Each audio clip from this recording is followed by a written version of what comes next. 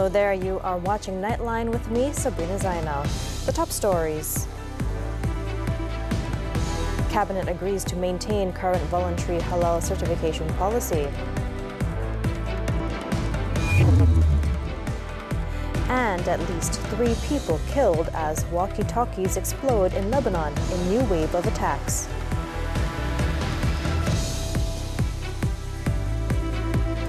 Good morning. We begin Nightline with news from the foreign front.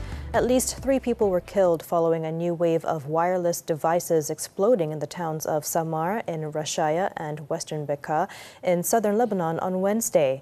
Now, according to authorities, the devices that detonated in a fresh wave of explosions were walkie-talkies. It also reported that there were between 15 to 20 explosions in southern suburbs of Beirut and a further 15 to 20 blasts in the southern part of the country.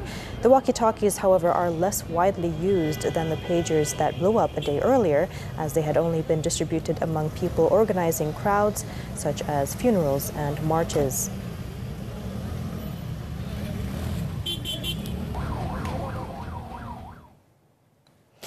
Earlier, Hezbollah on Wednesday promised to retaliate against Israel after accusing it of detonating pagers across Lebanon on Tuesday, killing 12 people and wounding nearly 3,000 others. According to Hezbollah, Israel will receive its fair punishment for the blasts, which he described as the biggest security breach for the group in nearly a year of conflict with the Zionist regime. The Zionist military, however, has declined to respond to questions about the detonations. Lebanese Information Minister Ziad Makari, meanwhile, condemned the late afternoon detonation of the pagers as an Israeli aggression. The pagers are handheld devices that Hezbollah and others in Lebanon use to send messages. It was reported that the pagers exploded in southern Lebanon, the southern suburbs of Beirut, known as Dahieh, and the eastern Bekaa Valley, where Hezbollah strongholds are located. Following the deadly explosions, sources have reported that Israel's Mossad spy agency has planted explosives inside 5,000 pagers imported by Hezbollah months before Tuesday's detonations. According to a Lebanese security source, the pagers were from Taiwan-based Gold Apollo, which sources say were brought into the country earlier this year. It said 3,000 of the pagers exploded when a coded message was sent to them, simultaneously activating the explosives. Gold Apollo, however, denied that it manufactured the devices and stated that the pagers were made by a company based in the Hungarian capital, which has a license to use its brand. On the home front, the cabinet on Wednesday has agreed to maintain the current voluntary halal certification policy. Deputy Prime Minister Datuk Sri Ahmad Zahid Hamidi, in a statement, said that the existing policy remains unchanged as it was first introduced in 1974 and further reinforced by the Trade Descriptions Act 2011. Zahid, who is also the Halal Industry Development Council chairman, said the policy is also open to any industry that is ready to comply with all the requirements, standards and guidelines of Malaysia's halal certification. He, however, said that all food operators are encouraged to apply for the halal certification as it assures confidence and draws Muslim customers to dine at their establishments without doubt. The cabinet made the decision after it was presented by a minister in the Prime Minister's Department for Religious Affairs, Datuk Dr. Muhammad Naim Mokhtar, on Wednesday.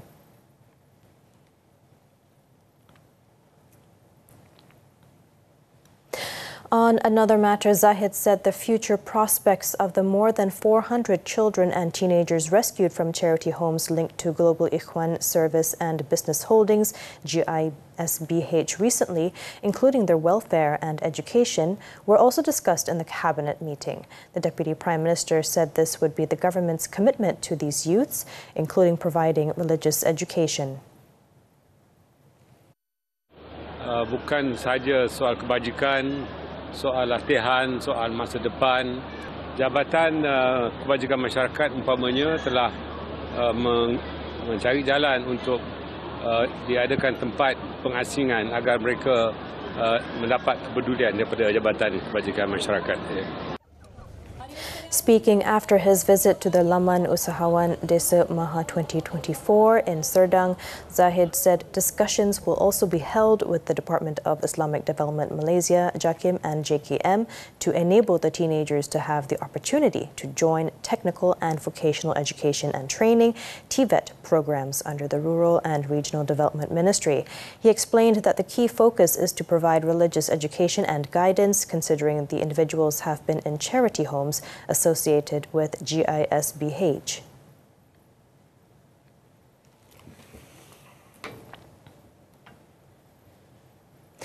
The Malaysian bar, which expressed horror over revelations following the police raids on 20 welfare homes in Selangor and Negeri Sembilan, has supported the call for the establishment of a Royal Commission of Inquiry (RCI) into the matter.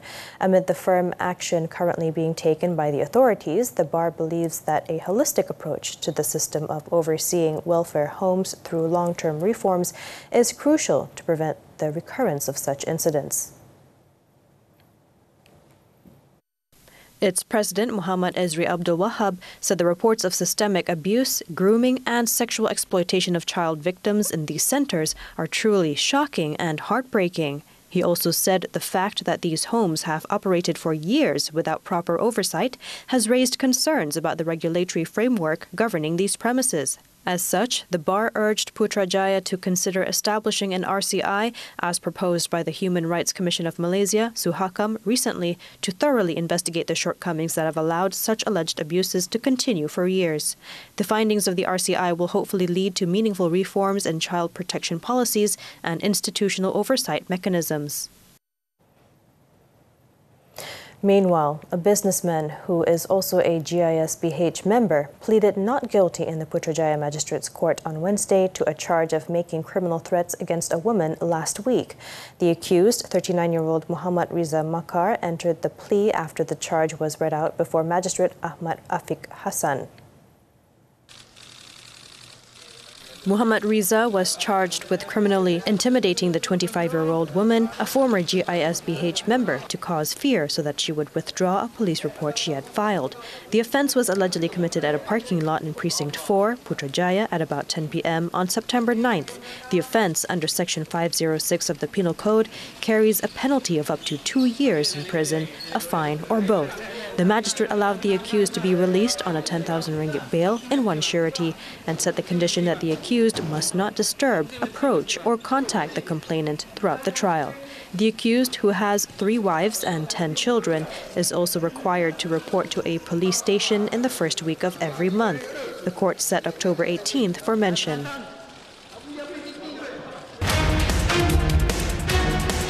What impact will Putra 35 have on Malaysia's economy? In what ways will Putra 35 drive growth across sectors? How is Putra 35 set to transform Malaysia's business landscape? Money Matters with Teraju CEO Junadi Nawawi this Saturday at 5 p.m. on TV3 and stream on Tonton.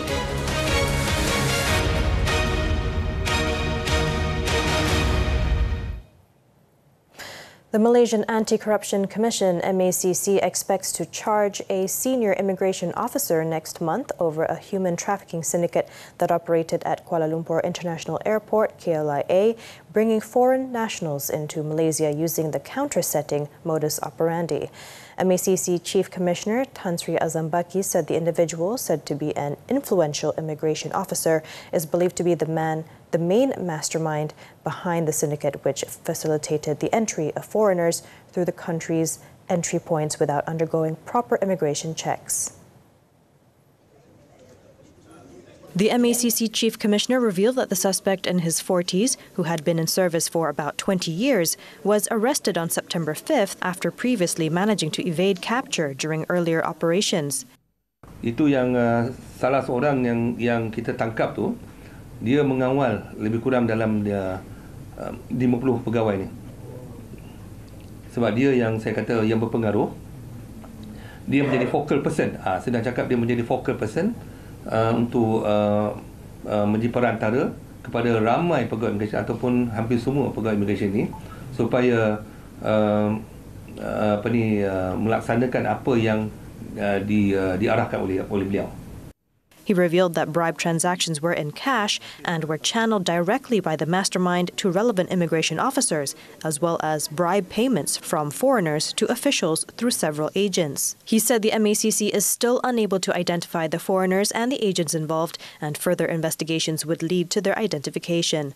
Azam added that the human trafficking ring was busted after 6 months of intelligence work, which was mobilized after the MACC was tipped off by a whistleblower. The MACC previously said the syndicate smuggled foreigners from Myanmar, Bangladesh, Indonesia, India, Pakistan, and Nepal, among others, allegedly facilitating their illegal entry by bypassing the standard inspection process through a special counter. The syndicate's method involves colluding with law enforcers at designated entry points positioned at specific counters to expedite the entry process for groups of foreigners.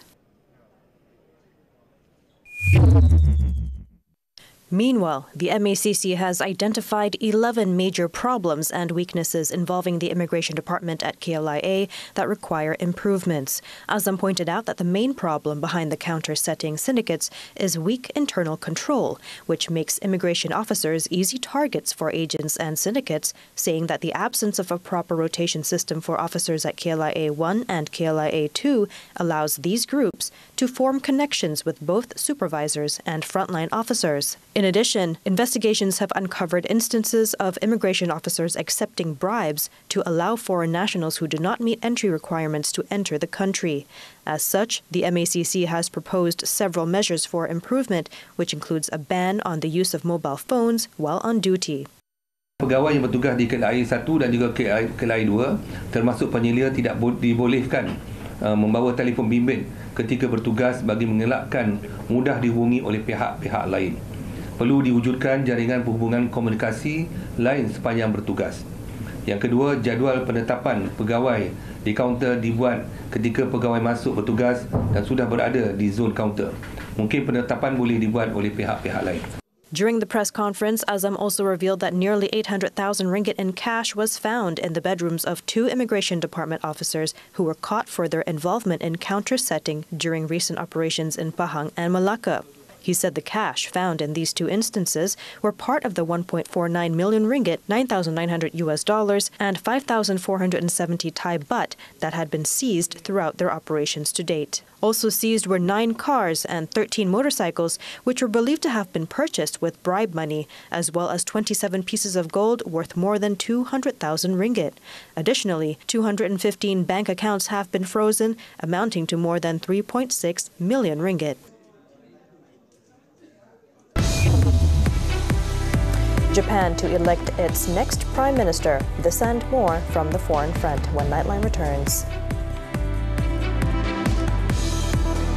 Kau je dah 100 kg. Aku ni dah 100 kg. 200 kg tak payahlah nak terbang-terbang ni. Aku dah cuba lama dah tak naik-naik. Kenapa kampung kita tiba-tiba kena serang pejana? Saya tahu macam mana nak selesaikan masalah. Ini kalau jaring saiz S ni, Maya Karim bolehlah terangkat. Aku lambat lagi.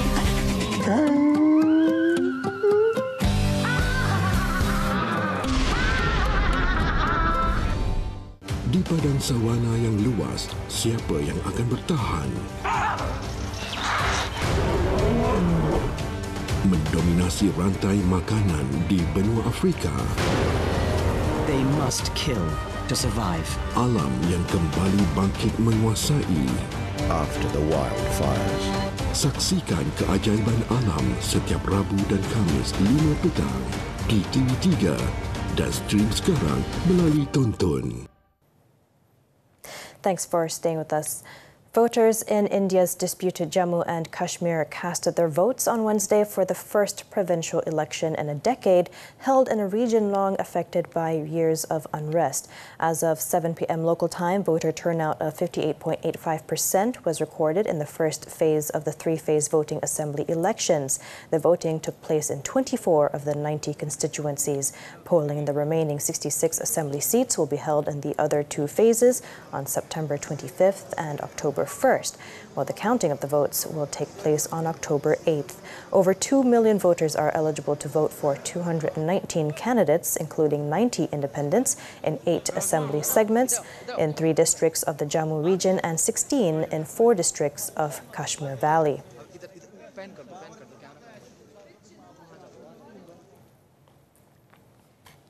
Japan's new prime minister will be formally elected by parliament on October 1st, following next week's leadership contest. The announcement came after an LDP lawmaker in charge of parliament affairs said that the party plans to convene a parliament session on October 1st to elect the new prime minister. The opposition party accepted the date, which will be formally announced by the government on Monday.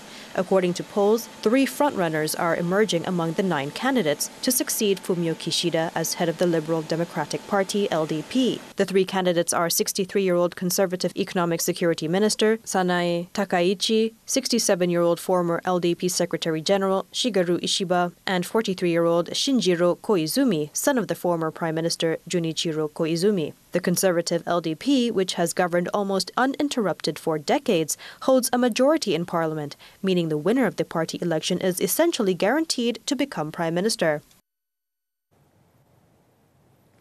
Moving on, volunteers and emergency personnel worked through the night from Tuesday to Wednesday to fortify the Polish city of Wrocław against approaching flood waters. Towns to the south of Wrocław in Poland have already felt the full force of the floods, forcing residents to wade through the streets in waist-high water or seek refuge on rooftops. Following the situation, more than 14,000 soldiers had been deployed to flood-hit regions, with the armed forces using helicopters to evacuate people and strengthen flood defenses. Over in Hungary, authorities opened a dam in the country's northwest to channel water from the Leita River into an emergency reservoir in a bid to protect the city of Moson-Majerovar. Meanwhile, in the Czech Republic, water levels were mostly receding, but rivers were still peaking in some parts of southern Bohemia.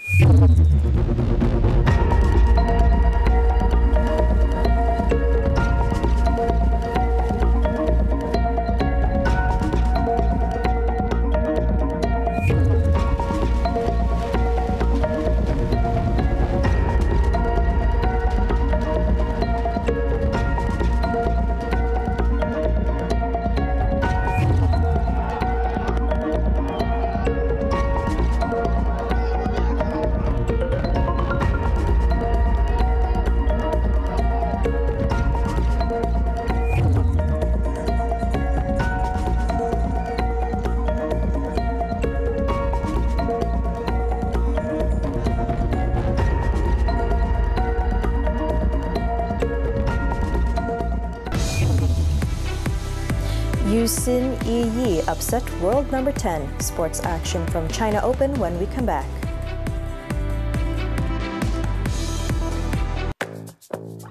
Adakah mesej pemasaran anda mencapai pelanggan yang secukupnya?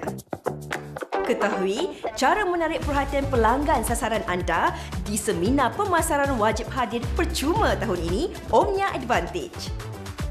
Penjimatan sehingga 85% daripada kempen pengiklanan TV anda yang seterusnya. Daftar sekarang di omniaadvantage.com. Semua fan club dah sedia ke nak tengok artis kegemaran anda menang trofi ABPBH 36 secara langsung? Rebut tiket anda di www.tonton.com.my sebab tempat duduk sangatlah terhad. Tak sabarnya anugerah bintang popular berita harian 36.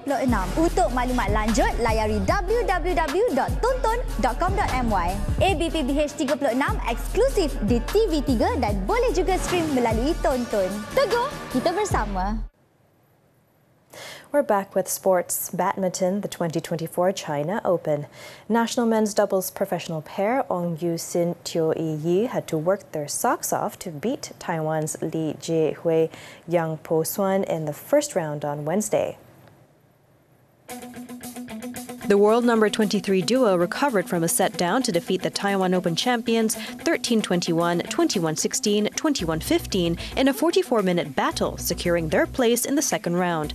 Up next for Yusin Yi will be another Taiwanese pair, Li Fangqi, Li Fangzhen. Earlier, mixed doubles pair Chen Tangji, To Yi-wei cruised into the next round after taking just 26 minutes to dispose of India's Satish Kumar, Karan Adya Varia, 21-14, 21-11 in the first round. Tang Ji Iwei will take on Indonesia's Dejan Ferdinansyah Gloria Emanuel Wijaja next. Also through to the second round were professional mixed doubles pair Tan Kian Meng, Lai Pei Jing. The world number 17 pair had no trouble defeating India's Reddy B Sumit Reddy Siki 21-10, 21-16 after 31 minutes. They will next play Denmark's Jesper Toft Amelie Magalund. However, the same cannot be said for men's singles shuttler Leong Junhao, who crashed out in the first round. Despite a valiant fight, the world number 29 fell 25-23, 24-26, 19-21 to Frenchman Thomas Junior Popov. Another men's doubles pair, Chung Hun-jian, Haikal Nazri, also suffered the same fate as they were eliminated by the reigning world champions Kang Min-hyuk and So Sung-jae of South Korea, losing 10-21, 18-21 in just 34 minutes in the first round. Moving on to football, the AFC Champions League Elite. Johor Darul Takzim JDT FC started their campaign by securing a point after they were held to a 2-2 draw against Shanghai Port FC in their opening match on Wednesday. Southern Tigers, led by coach Hector Bidolio, went ahead in the first half just before the interval through Arif Aiman Muhammad Hanafi. The home team, however, drew level just 3 minutes after the breakthrough Gustavo Henrique da Silva Sousa. Arif Aiman then restored JDT's lead with a second goal in the 56th minute, but Lilian Pop then equalized 2-2 for the hosts, resulting in the game ending with both teams sharing a point. JDT will entertain Shanghai Shenhua FC next at the Sultan Ibrahim Stadium on October 1st.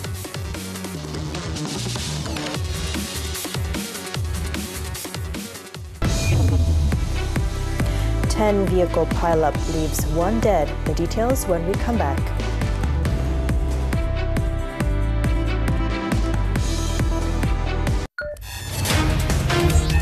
Diving deep into the business world. With expert insights and in-depth analysis. The latest trends and developments shaping the country, region and the globe. Key insights into finance. On Money Matters. Every Saturday at 5 p.m. on TV3 and stream on Tonton. Tunggu apa lagi tu? Undian ABPBH 36 dah bermula sehingga 30 September 2024. Undi siapa paling popular di www.abpbh.com.my atau imbas kod QR sekarang. Nak undi pukal? Langgan je banyak-banyak akhbar digital dan naskah fizikal berita harian. Anugerah Bintang Popular Berita Harian 36. Teguh kita bersama. Still on Nightline, 2 tourists from China were killed after an uprooted tree crushed their car at Lebuh Gereja in Georgetown, Pulau Pinang on Wednesday. The victims, a man and his daughter, were in a parked car at the Penang Peranakan Mansion during the 2:15 p.m. incident. The tragic occurrence was caught on tape by a closed-circuit television CCTV camera at the location.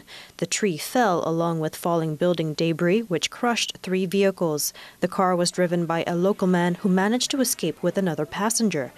Timur Laut Fire and Rescue Department Officer Muhammad Shafiq Nur Azman said the department received an emergency call at 2:19 p.m.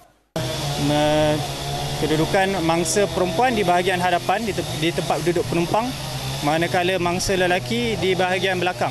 Maklumat awal yang kita terima, kedua-dua mangsa baru saja masuk ke dalam kereta dan hendak keluar dari bangunan.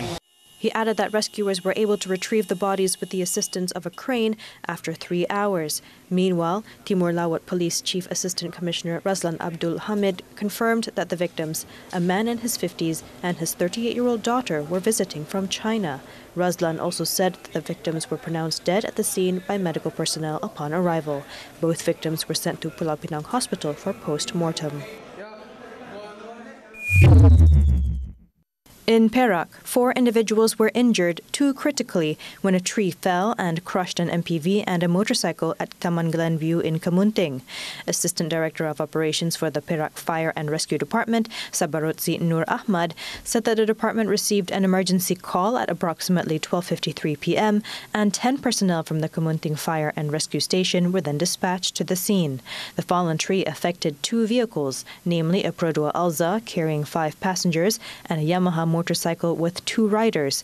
The motorcycle rider and passenger suffered severe injuries and were found unconscious, while 2 occupants of the Produa Alza sustained minor injuries. 3 other passengers remained unharmed. The injured were later transferred to medical teams for further care.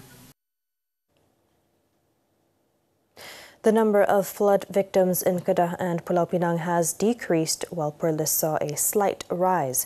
Currently, there are over 3,740 victims housed in 40 temporary relief centres across the 3 states.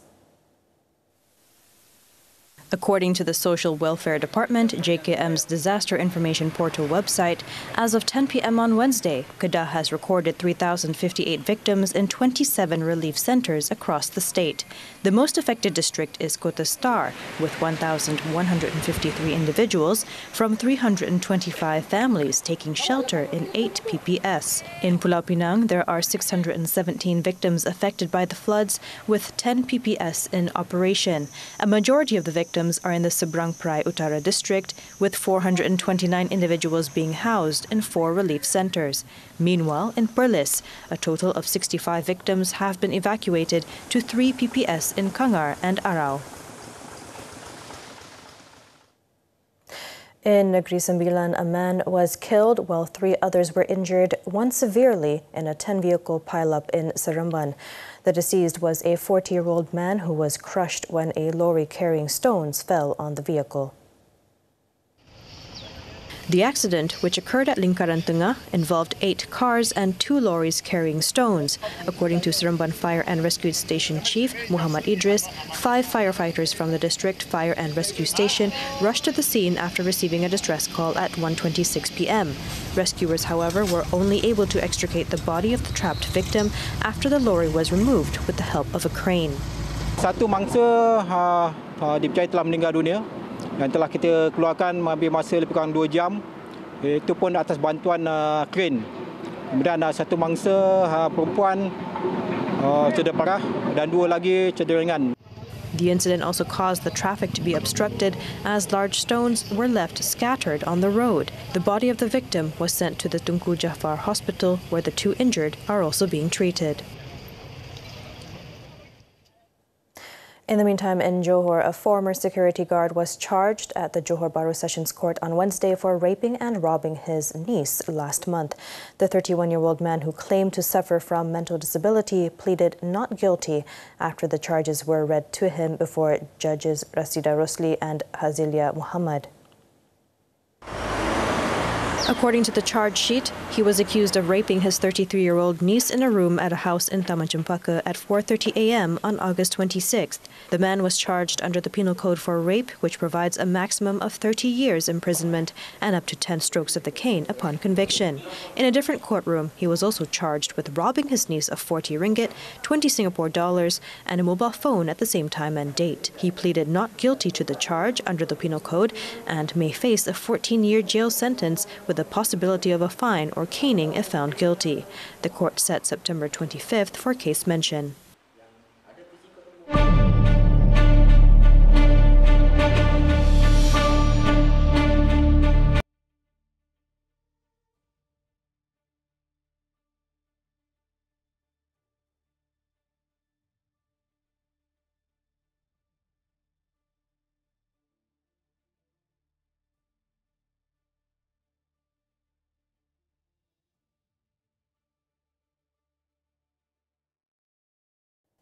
As Nightline draws to a close this time around, let's take a look at an Estonian man who walked from Asia to Europe on a slack line set up across Istanbul's Bosphorus Bridge, completing the 1,074-meter journey. With that, I'm Sabrina Zainal. Thank you for watching and stay safe.